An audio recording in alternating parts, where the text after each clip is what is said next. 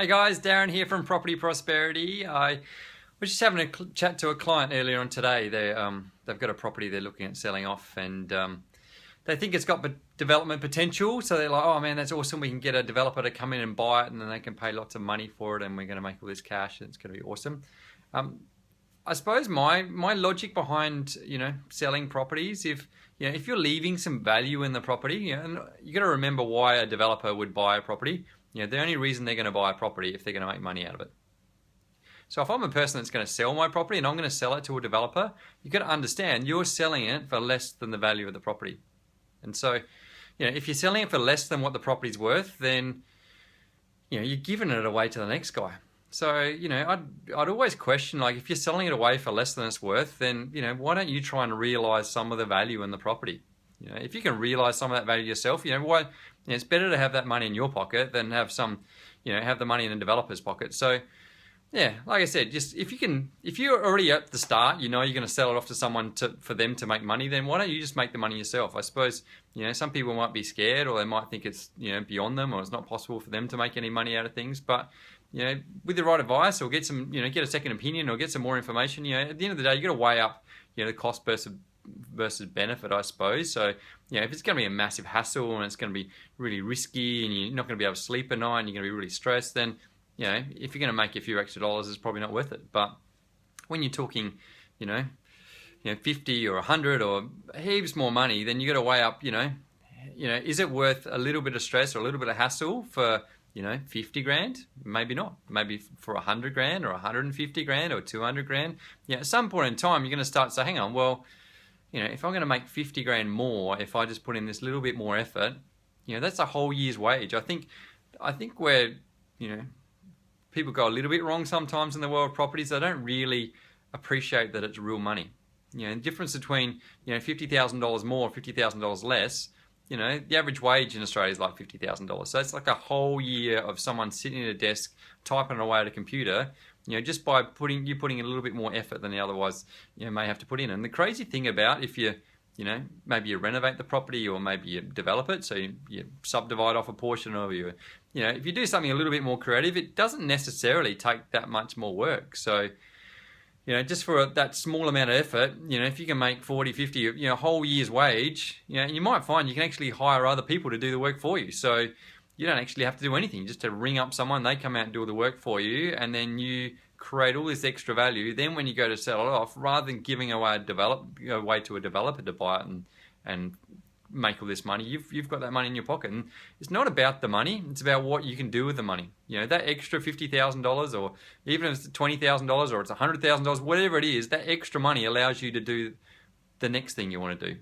And even that extra money might mean you've got some more money in the bank, so you get a little bit less stress, or you can buy a slightly better house than you otherwise would have, or you can take your kids on a holiday. So I suppose that's what I would caution people. If you're thinking, okay, well, cool, I just can't be bothered, I'm just going to sell off to somebody else, and you already know there's some extra value in the property, then why not at least consider, is there any way you can try and pull some of that extra value out of there? So that's my advice today. So if you know there's potential value in the property, then maybe go off and get a bit of advice and just see what's possible, and then work out, weigh up the pros and cons. Obviously, you don't want to go through all the hassle of developing a property and find out it's not worth it. But likewise, I'd probably say to you, if your logic is I'm going to sell it off to a developer and then they're just going to buy it and pay me lots of money, then if it's not worth you developing the property, then why would it be worth a developer buying the property? Because the situation's that you're always in a better situation than a developer buying it, because you already own the property. A developer comes in and buys a property, they're going to pay stamp duty up front, so that's going to cost them some money. And, assuming they're not going to live in it, they're going to have interest they're going to be paying, and also they've got the risk that they, who knows what they can or cannot do. So you're in a situation that you've got very little risk, and you can go off and investigate your options. You're already living in the house already, so it's not costing you anything as far as that goes. You don't pay any stamp duty. You don't have any interest or holding costs, they call it. And then even you lodge an application, you find out it gets knocked back. What's the worst case scenario? You spend a few bucks to find out it's going to get knocked back. The cool thing about that, if it gets knocked back, a developer wasn't going to buy it anyway.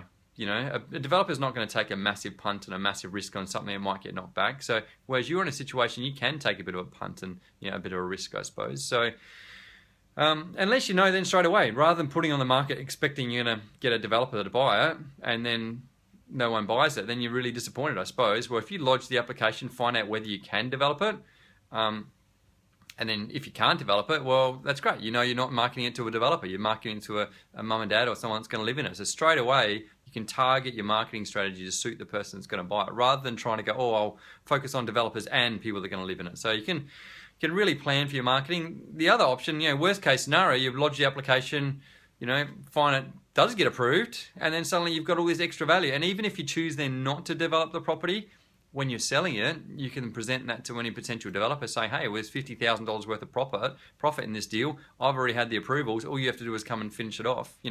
Who wouldn't buy it? You're taking away all that risk to the developer.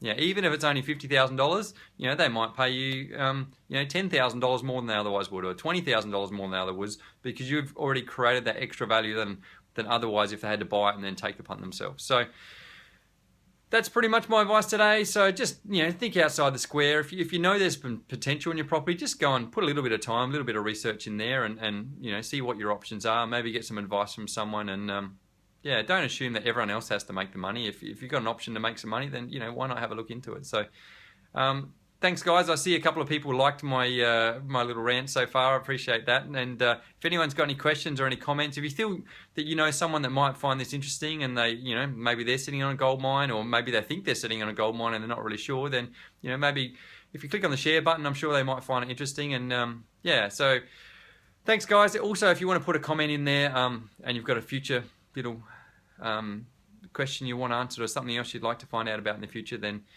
click a comment on there and I'll keep it in mind for next time. So look forward to talking again soon, and we'll see you later. Thanks.